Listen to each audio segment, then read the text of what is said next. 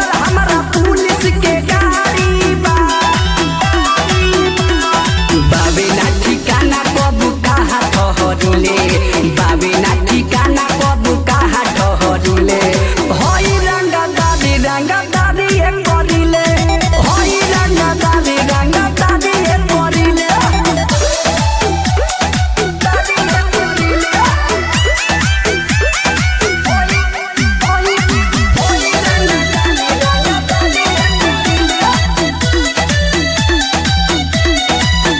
गुड्डू राजू के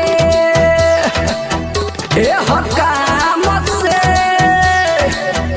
लोग डरेला नीरज के नाम से देश के ओइसन काम से लोग डरे अमरजीत के नाम से दोस्तन इयर वाला खाली हम लड़िले दोस्तन इयर वाला खाली हम लड़िले